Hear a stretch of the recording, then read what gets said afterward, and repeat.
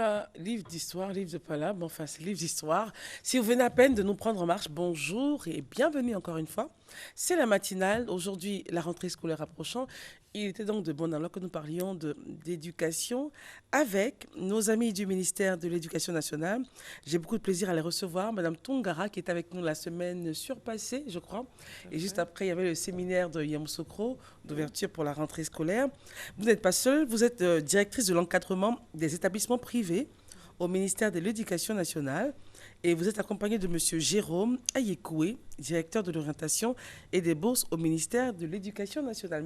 Madame, Monsieur, avec vous, nous allons parler donc de la rentrée scolaire, des orientations, inscription en ligne, les problèmes posés par les parents concernant évidemment les différentes orientations. Et nous ne saurions terminer notre entretien sans avoir un mot pour nos petits bouts de chou qui vont prendre l'école le mercredi. Mais avant, commençons notre entretien. Alors, le thème de l'année scolaire, c'est la réussite pour tous dans un système éducatif de qualité. Et la rentrée elle-même aura lieu donc le 13 septembre, ici en Côte d'Ivoire.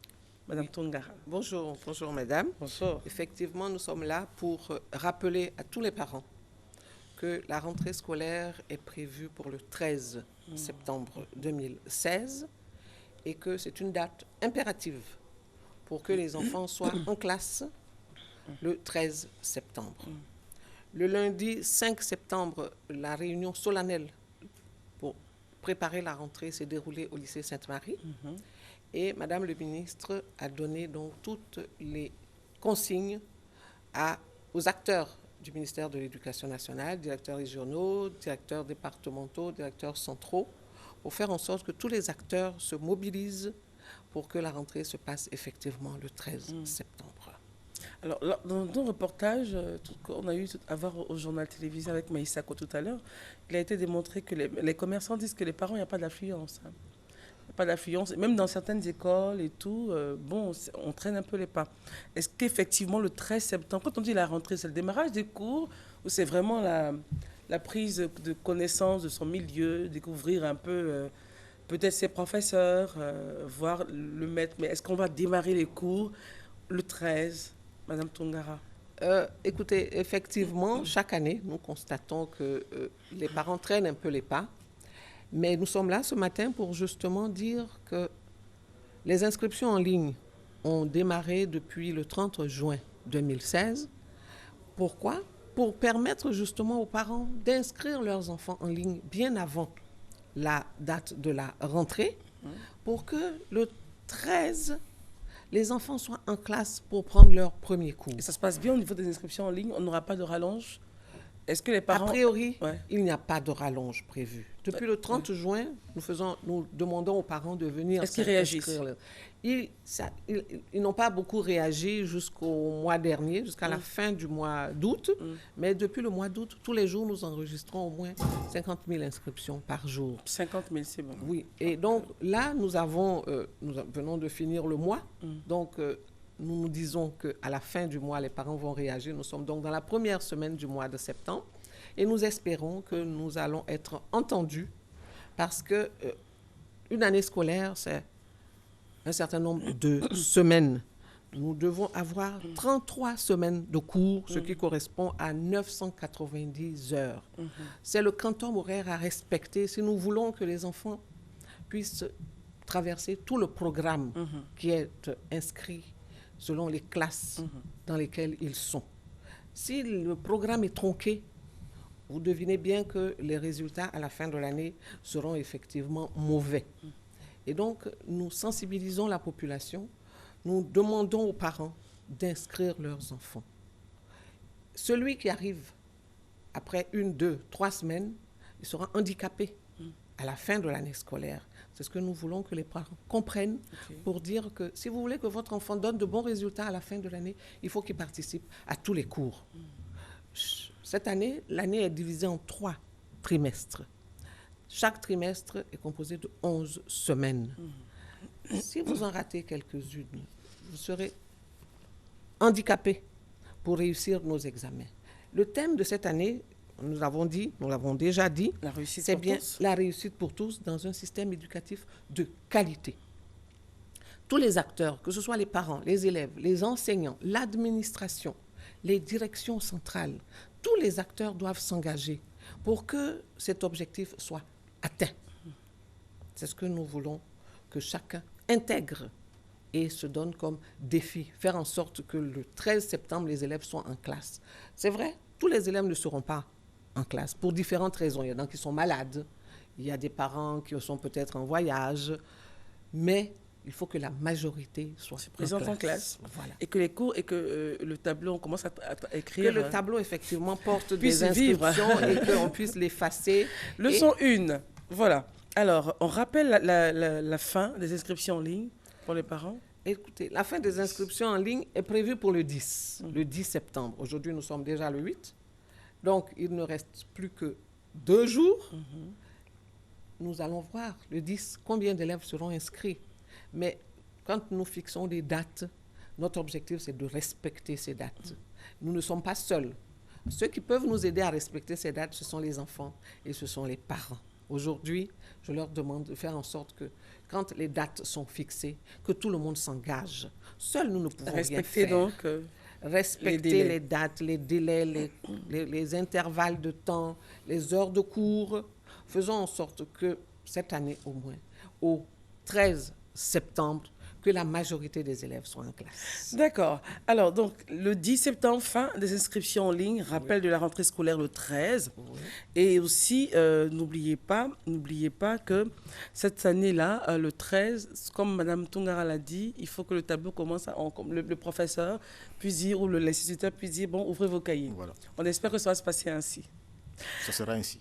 Monsieur Ayekwe, merci de prendre la parole. C'est à vous maintenant. Parlons des orientations. Alors, la fois dernière, lorsque nous échangions avec Mme Tungara et M. Fofana, que nous saluons au passage, il y avait tellement de problèmes sur les orientations. Hors antenne, j'ai retenu une phrase qu'elle nous disait. Quand on voit le nombre d'admis, après on se dit, waouh, d'accord, c'est beau, mais on les met où?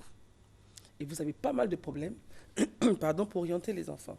Les parents se plaignent tous les jours.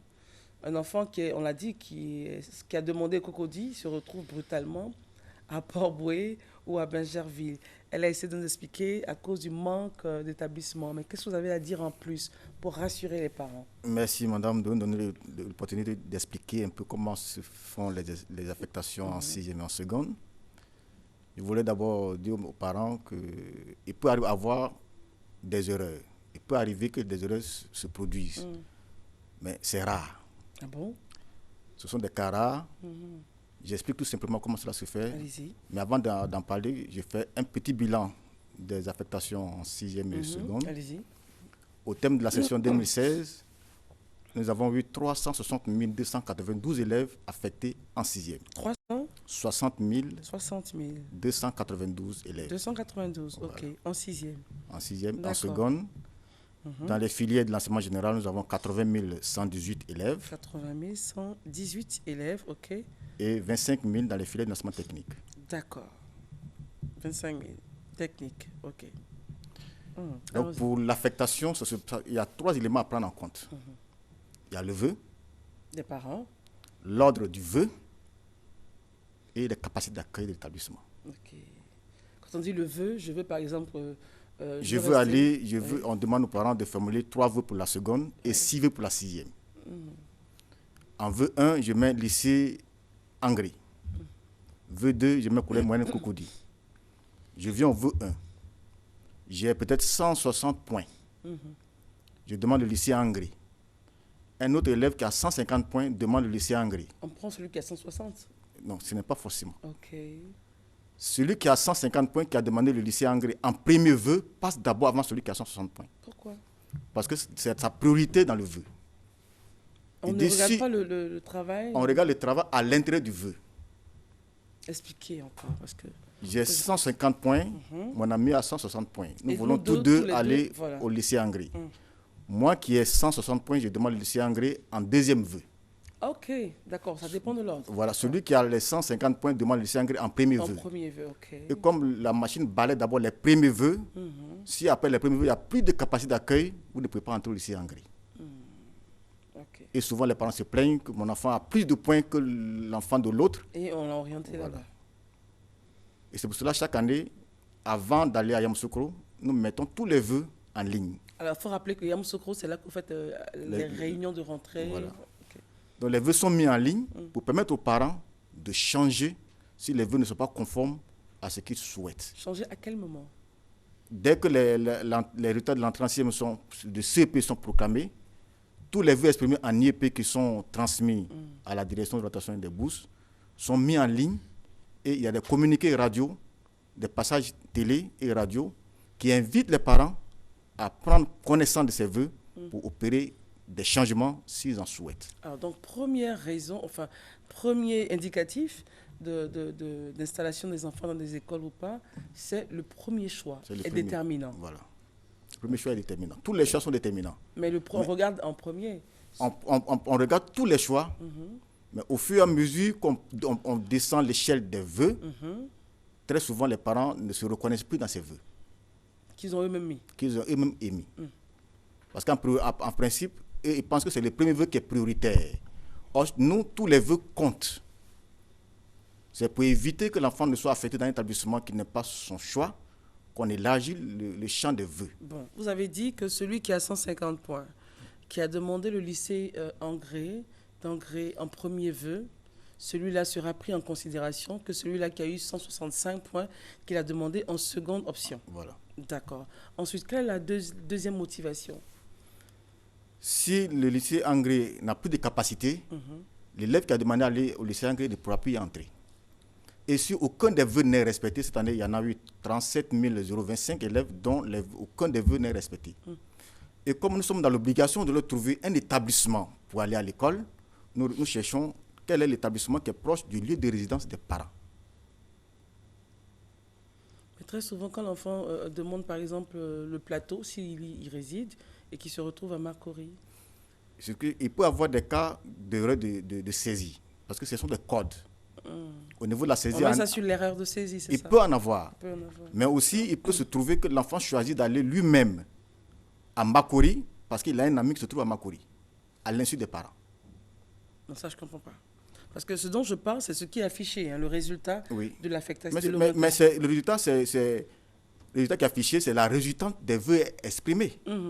Oui, vous avez dit il n'y a pas d'erreur. Je dis, comment donc? Non, j'explique. L'élève a demandé, très souvent les parents ne cherchent pas à remplir le vœu à la place des enfants. Ce sont les enfants avec leurs camarades très souvent qui remplissent ces documents et qui transmettent à l'inspection. C'est vérifié? Dans le cas à 50% des cas. L'enfant seul remplit avec ses amis? Il remplit les cas, puisque le directeur d'école attend le document à une période donnée. Et le parent est surpris donc, c'est ça? Le parent est surpris. Et c'est pour cela que nous mettons tous ces vœux en ligne pour permettre aux parents de changer. Conscients de ce que les parents ne se pressent pas pour aller à l'école pour remplir. Quand les documents, les informations sont collectées, nous les mettons en ligne et nous invitons chaque parent à aller faire les changements si le vœu n'est pas conforme à ses souhaits. Et ça se fait après les résultats du CPE. Je croyais que les enfants partaient à la maison avec la fiche. Hein? C'est le principe. Et que les parents disaient... C'est le principe qu'à principe, l'école doit remettre la fiche aux parents, à l'élève, qui va à la maison pour remettre aux parents, qui remplit lui-même, qui vient déposer. Mais ils sont combien qui vont eux-mêmes déposer? Donc les enfants remplissent, ce que vous nous dites sur ce plateau, c'est que les enfants eux-mêmes feraient donc des choix fantaisistes, voilà. C'est ça? Voilà, parce qu'il a un ami qui se trouve à tel endroit, il veut le suivre. Il y a ce qu'on appelle les avantages liés au voyage. Je suis à Boaké. Si je me trouve à Yamoussoukro, je sais que j'aurai beaucoup plus d'argent de poche que si je reste dans ma localité natale. Donc au total, toutes ces différences que nous pouvons constater ne sont pas de votre ressort, c'est plutôt du fait des parents. Et ne sont pas toutes de notre ressort. Il peut y avoir des erreurs qui émanent de la responsabilité de la direction de bourse, mais nous invitons les parents à faire en sorte que ces erreurs soient minimisées. C'est pour ça que chaque fois, nous faisons des radios, des communiqués radiodiffusés, des passages télé. Nous passons même dans les églises et les mosquées pour donner l'information, en passant par les guides religieux. Donc, au total, on retiendra que lorsque les vœux sont émis, les parents ont encore la capacité d'aller sur Internet pour vérifier si c'est vraiment le choix qu'ils ont fait ou que les enfants auraient fait des choix fantaisistes et changer la donne. Voilà. Alors, lorsqu'il n'y a pas d'établissement, dans une zone comme Cocody, La dernière fois, on disait que Cocody était très... Malheureusement, il y a très peu d'établissements d'accueil.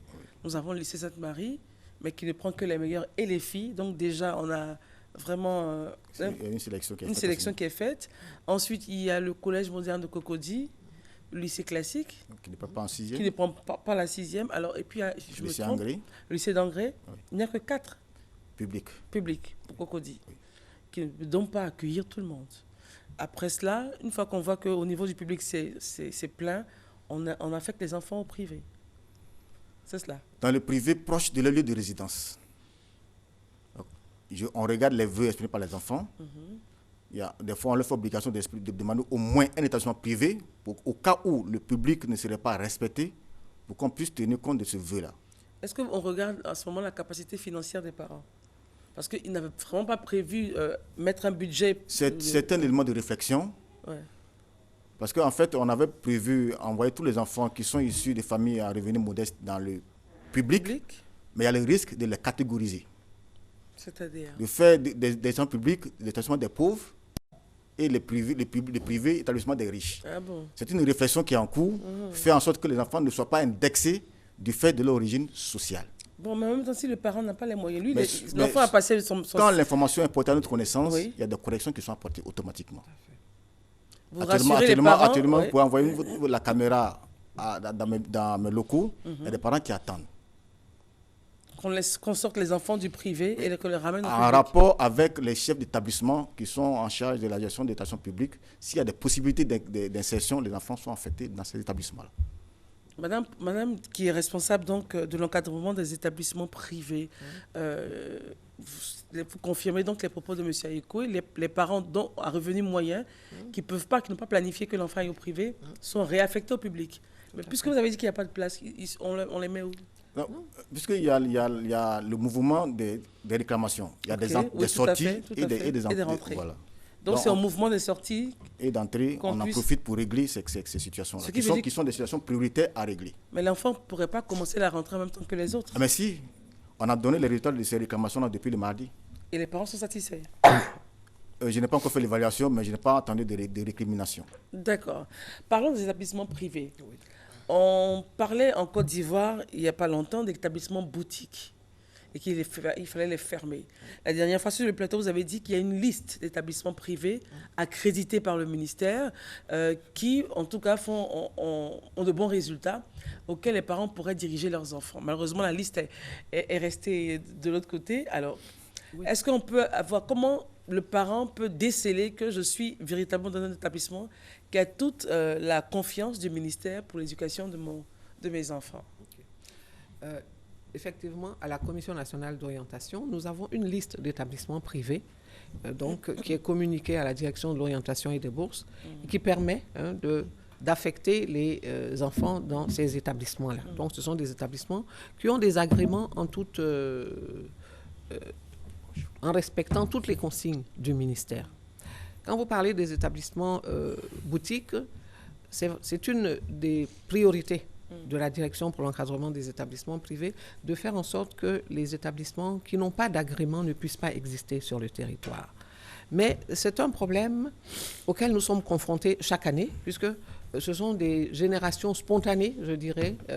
Nous constatons à la rentrée que des bâtiments qui étaient en construction, en fait, étaient des établissements privés. Et il y en a pas mal en ce moment, ouais. Pas mal, je dirais que nous avons fait fermer de nombreux établissements. Non, je parle de bâtiments en construction qui... Oui, voilà. Et donc, dès que nous avons connaissance de l'ouverture d'un établissement de ce genre, nous procédons à sa fermeture. Mais ces établissements ne reçoivent pas d'élèves affectés. Ils ne reçoivent pas d'élèves affectés. Mais ils reçoivent des élèves quand même. Ce sont des parents qui, quand leurs enfants ont été affectés, ça peut être dans un établissement public comme privé, qui est assez éloigné de leur domicile, ou alors quand l'enfant a été, je dirais, exclu. Quoique aujourd'hui, on ne parle plus d'exclusion des enfants. Ils vont dans ces établissements-là parce que l'enfant n'a pas, par exemple, son matricule, il n'a pas encore son numéro matricule, mais ça, c'est la faute à qui? C'est la faute aux parents et à l'administration de l'école précédente. Mais je veux dire qu'il y a très peu d'élèves qui se dirigent vers ces établissements qui ne sont pas autorisés. Très peu. Très peu d'élèves. Nous avons des effectifs. Ils font plein d'effectifs, pourtant. Non, je vous assure qu'il y en a. Ils ont très peu d'élèves. Très peu d'élèves. Maintenant, ce sont des établissements peut-être qui ont un agrément depuis 1 an, qui n'ont pas encore fait leurs preuves, qui sont donc sur la place, vers lesquels les parents peuvent se diriger. Mais sur ce point, je dis qu'un parent, quand il va inscrire son enfant dans un établissement, il a le droit, c'est son droit légitime, de demander à avoir l'agrément qui permet à cet établissement de fonctionner. La liste de ces établissements est disponible dans toutes les IEP. On peut la voir sur le net, sur le site? On peut la voir sur le site. On peut la voir dans toutes les administrations, dans toutes les directions régionales, à l'intérieur du pays, dans toutes les administrations, dans nos locaux. Je voudrais situer nos bâtiments.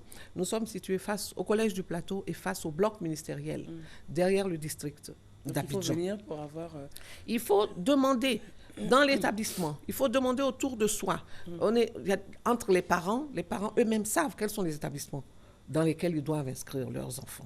Donc, par rapport au problème que M. Ledob a souligné tout à l'heure, les réaffectations des enfants. Quand un parent n'est pas satisfait de l'orientation de son enfant, il a la possibilité de faire une demande de réaffectation. Cela peut être aussi bien d'un privé, parce qu'on n'a pas les moyens pour aller dans un public, et ces demandes sont examinées. C'est vrai que toutes les demandes ne peuvent pas être satisfaites, madame. Ce n'est pas possible. Dans ce monde-là, dans quel que soit le secteur que vous prenez, on ne peut pas avoir le 100%. On ne peut pas avoir de 100%. Donc celui qui ne peut pas, comment il fait? Celui qui ne peut pas, il fait sa demande de réaffectation et il rencontre ceux qui sont chargés de recevoir les demandes de réaffectation. Il y a eu plusieurs centres dans toutes les communes pour recevoir les demandes. Et ces demandes sont examinées en fonction des vœux donc, de ces parents. Puisqu'on sait que l'école est pour tous en Côte d'Ivoire, c'est une priorité du gouvernement. Les parents qui ne peuvent pas, ne seraient pas peut-être gérés dans ces réaffectations, puisque vous avez dit qu'on ne peut pas satisfaire tout le monde. Qu'est-ce qui est fait pour eux de façon peut-être spéciale? Est-ce que vous avez une clause particulière pour ces parents-là pour que quand même l'enfant continue son éducation? C'est ce que j'ai expliqué tout à l'heure. Si l'information est portée à notre connaissance, il n'y a pas de raison qu'on n'apporte pas de réponse positive. Il faut que l'information soit sûre. Mais tout à l'heure, Madame Tongara disait qu'on ne peut pas satisfaire tout le monde à 100%. Il y a le traitement d'ordre général. Et puis après, on part au cas par cas. On va au cas par cas si l'information est communiquée. Okay. Il arrive des fois que moi-même, je prends un téléphone pour appeler les chefs d'établissement pour dire offre-moi 2 places pour ces 2 élèves pour qui, si rien n'est fait, ils ne pourront pas aller à l'école. Quand on dit offre, c'est-à-dire de façon gratuite? C'est le public. Ok, le public. C'est le public. Il arrive des fois même que Mme Tongara même intervienne auprès des fondateurs d'établissements privés pour réduire les coûts. Pour le privé, hein? Voilà. Oui. Pour réduire les coûts additionnels pour que l'enfant puisse aller à l'école. Selon la capacité du parent. Voilà. Oui. Okay. Et ils acceptent, les fondateurs? Ils acceptent, il n'y a pas de problème. Ils acceptent. Hier, pas plus tard qu'hier, je suis intervenue pour un enfant dont la mère n'a pas de moyens pour qu'elle ait la gratuité dans un établissement privé. Mais évidemment, si je reçois 100 demandes pour un établissement privé pour une gratuité, vous verrez bien que ce ne sera pas possible. Mais il y a des cas que l'on examine. Il suffit qu'ils arrivent à la porte. Qu'ils puissent parler, qu'ils arrivent à la bonne porte, tout à fait, et qu'ils puissent exprimer, que ce soit par écrit ou que ce soit oralement. Moi, à mon bureau, je vous assure que c'est du matin au soir, il n'y a pas de pause. Les parents sont là pour exprimer leurs préoccupations. Il y en a quelques-uns qui veulent absolument entrer dans un établissement privé, parfois parce que l'établissement privé est proche de leur domicile, et ce serait prendre des risques de mettre l'enfant loin de la maison, avec tous les risques que cela comporte. Il y a des parents qui préfèrent payer, mais il faut en avoir les moyens, bien sûr. Mais c'est pour dire qu'il y a des demandes absolues pour le privé, et puis il y a des demandes pour le public. Donc, vous avez tous ces cas qu'il faut examiner, qu'il faut gérer. Je vous avoue que ce n'est pas facile, mais notre mission, c'est de faire en sorte de faciliter les choses aux parents. En tout cas, je voulais m'adresser aux parents pour tous ceux qui seraient dans cette situation, de s'adresser au souci du ministère de l'Éducation nationale. Nous sommes là pour régler les problèmes des parents. Aucun enfant ne sera laissé sur la touche. Aucun enfant ne doit être laissé sur la touche. C'est l'objectif de l'éducation. C'est un service social dont on parle le monopole de fait d'exclusion. Nous sommes engagés sur la voie de la réussite pour tous. Donc, c'est une éducation la inclusive. La réussite pour tous dans un système éducatif de qualité, c'est le thème. C'est une éducation inclusive. Il n'y a aucune raison que le président de la République décrète la scolarité obligatoire et que des structures du ministère face la résistance, il n'y a pas de raison. Tout à fait. Alors, revenons sur l'établissement privé. Parlons de la Côte d'Ivoire en général. Un établissement qui se trouve à l'est ou à l'ouest de la Côte d'Ivoire, qui n'a aucun agrément, qui est peut-être dans une sous-préfecture quelque part. Les parents, il y a un collège qui est là, on met l'enfant, et arrivé donc à l'examen, on découvre que ce n'était pas autorisé, il n'a pas le droit de passer le bac. Qu'est-ce qui est fait concrètement au niveau national pour freiner l'éruption de ces établissements boutiques? Je vous avoue que depuis 2011, nous avons agi pour que ce phénomène, s'il n'a pas disparu, en tout cas que ce phénomène diminue le plus possible. Et Madame le ministre a demandé donc, au préfet, au sous-préfet, de nous aider dans cette lutte contre les établissements clandestins. Parce que quand la structure du ministère de l'Éducation nationale va sur le terrain pour fermer un établissement, nous avons besoin de l'appui des forces de l'ordre. Parce que j'avoue qu'ils n'obéissent pas aussitôt aux injonctions de fermeture. Et quand nous sommes accompagnés par les forces de l'ordre, alors ils sont obligés de fermer. Et les préfets sont engagés dans cette lutte aux côtés du ministère de l'Éducation nationale. C'est pour dire que les quelques élèves qui s'adressent à ces établissements le font, et chaque année, dans l'ignorance, le nombre d'élèves qui se trouvent dans cette situation de ne pas passer les examens parce qu'ils sont inscrits dans des établissements qui ne sont pas autorisés diminue. Par rapport à l'année dernière, nous avons eu les effectifs de moitié diminués cette année, parce que quand l'information est portée, les parents, quand ils le savent, ils ne vont pas inscrire leurs enfants dans ces établissements. Alors, en milieu d'année scolaire, on apprend que l'établissement n'a pas l'agrément. Par exemple, à l'Est ou partout en Côte d'Ivoire, on découvre. Vous fermez l'établissement, les enfants, vous les placez où? Notre responsabilité est engagée quand nous fermons un établissement, quelle que soit la raison. Ça peut être pour loyer impayé, pour un établissement qui a un agrément. Il ne paye pas son loyer, le propriétaire ferme l'établissement. Donc, nous avons quelques situations où, quand l'établissement est fermé, notre responsabilité est de faire en sorte que ces enfants soient inscrits dans d'autres établissements. Et nous en assurons le suivi. Mais j'avoue que je préfère qu'il y en ait le moins possible, parce que c'est un travail. Le suivi de ces élèves, faire en sorte qu'ils s'intègrent dans leur nouvel établissement et qu'ils puissent aller à la fin de l'année scolaire, passer leurs examens éventuellement. Est-ce que vous avez une brigade à votre service qui descend, qui va sur le terrain pour vérifier? C'est la rentrée scolaire, hein, il y a tellement de publicité, enfin, on voit tout. Est-ce que vous avez une brigade qui descend? Nous avons une brigade, nous avons une cellule qui est chargée donc du suivi des établissements sur le territoire, particulièrement à Abidjan, où Abidjan regroupe plus de la moitié de nos établissements privés, et ils vont sur le terrain. Ça peut être des dénonciations de parents, ça peut être des dénonciations de fondateurs qui ont leurs agréments et qui constatent qu'il y a un établissement qui est ouvert. Donc nous avons besoin de l'appui de tous, puisque je vous dis, le matin, ce mois-ci, vous allez à Cocody ou à Yopougon ou à Bobo, il y a des constructions, et puis un matin, c'est un établissement scolaire qui ouvre. Donc chacun est engagé à lutter contre ce phénomène. Parce qu'il ne s'agit pas du ministère de l'Éducation nationale. Nous sommes une structure où il y a 40 personnes. À 40, la cellule regroupe 5 personnes. Alors imaginez, dès que nous avons une information, nous avons des véhicules, nous avons des agents, ils se déplacent, ils vont sur le terrain pour la fermeture de ces établissements. Et ce qui est rassurant dans vos propos, vous avez dit qu'au niveau national, les préfets et les sous-préfets, sur demande de Madame le ministre, vous aident. Tout à fait. À dénoncer et à fermer. Hein. À fermer, procéder à la fermeture de ces établissements. Et après la fermeture, nous allons vérifier effectivement que ces établissements n'ont pas réouvert. Parce qu'il y en a qui ouvrent, qui continuent. Dès que la police a disparu, dès que le ministère de l'Éducation nationale a disparu, ils reviennent sur les sites. Mais nous sommes là et nous sommes sur leur dos, comme je dis. Nous sommes là pour la fermeture de ces établissements. Ça peut être autre chose. Hein. Enfin, bon. Les bâtiments, ils peuvent transformer autre chose. Vous avez quelque chose à ajouter sur ce point? Non, c'est pour dire qu'il y a une situation de veille qui est à l'éducation, de faire en sorte que l'éducation se passe dans des conditions optimales. Donc au niveau de la direction chargée des établissements privés, il y a un véritable suivi qui est fait. Que les parents portent l'information à la connaissance de ces structures de sorte à permettre au ministère d'agir. Donc il faut que les parents demandent l'agrément, c'est cela? Ils peuvent venir... dans l'établissement, ils viennent... Tous les établissements qui ont un agrément, le fichier existe. Le fichier existe en ligne sur le site du ministère. Il peut aller à la direction régionale, ce document est disponible. La liste. Hein. La liste. Ouais.